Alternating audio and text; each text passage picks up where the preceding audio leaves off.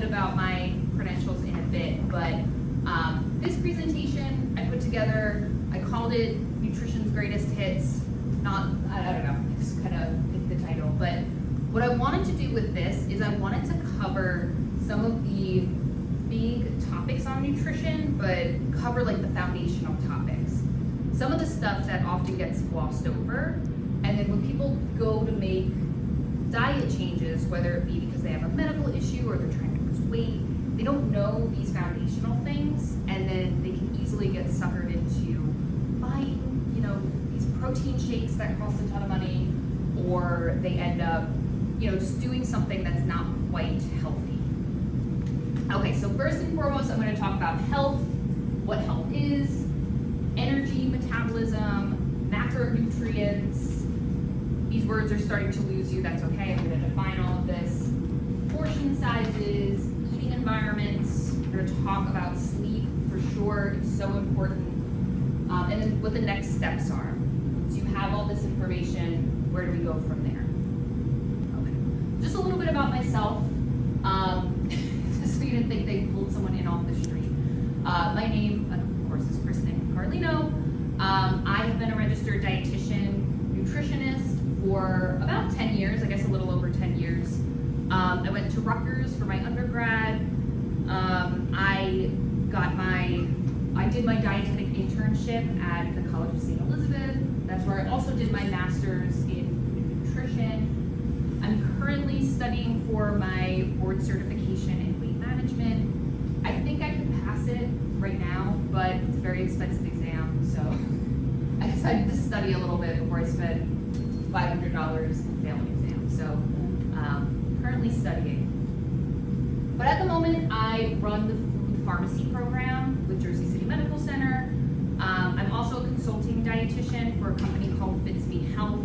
We used to be part of Mount Sinai and we broke off in June. It's a cool program where it's virtual weight loss classes. So I work with psychologists and I work with exercise physiologists to help people long-term lose weight. I was also a bariatric dietitian for about 7 years, which is interesting. I mean, that was a cool job to have. It also offers me a little bit more insight into that surgical weight loss aspect. It's probably the most important thing about me is that I love to hike. This is me with my backpacking setup. I was hiking the Pemmy Loop in New Hampshire. I love to hike. I'm a big hiker, which I think is helpful because I'm not just talking about nutrition from a theoretical standpoint. I also put it into practice with these insane backpacking trips. So if anyone's also interested about hiking, feel free to email me. So dietitian versus nutritionist. I always love to talk about this too because there's a lot of misconceptions about these two words. I am a dietitian, and basically as a dietitian, you have to meet certain benchmarks. So you have to have a 4-year degree in a nutrition relevant field. It can also be something like chemistry or whatever. There's an alternate path, so if you're currently getting your undergrad in like marketing, you can also get a master's in nutrition. You have to complete a 1,200 hours supervised practice program. It takes about a year to 9 months to do. You have to pass an RD exam. We have to do 75 hours of continued education every 5 years. Currently, to be a dietitian, you have to have a master's. I was grandfathered in, but I got my master's later. Nutritionist, there's no limitation on the title. And I like to make this distinction because there are a lot of people out there who will pay a ton of money to someone calling themselves a nutritionist, and they might not know what they're talking about. Not always. I work with some exercise physiologists who are unbelievably knowledgeable in nutrition. They just didn't do the dietitian course, which is fine. They even know more about nutrition than I do sometimes, but always vet someone's credentials. If you're gonna pay someone money, just double check they know what they're talking about. Technically, after this presentation, you can all call yourselves nutritionists. So, the food pharmacy, what I do over in the Greenville building, we're at 1825 JFK Boulevard. What we do is we take in our primary care patients who need food and have a medical condition. We give them free nutrition counseling and free groceries. So my office is actually a food pantry. It's really cool. We give people food once a month, twice a month as well. It doesn't, they need food, they're gonna get it. So it's just a really wonderful program that the hospital set up. And yeah, I feel like we're doing some good over there. On to healthy. So what is healthy? I like this definition from the World Health Organization because I think it's pretty inclusive. It says that health is a state of complete physical, mental, and societal well-being, and not merely the absence of disease or infirmary. So, oftentimes when we think about health, we'll think about this guy, and we're like, he's so healthy, look at him. But if his body looking like that comes at the expense of his mental health, his social well-being, if he's spending all of his money on looking like that and then he doesn't have any money left at the end of the day, it's not great. So the World Health Organization I love too because it includes people with chronic disease.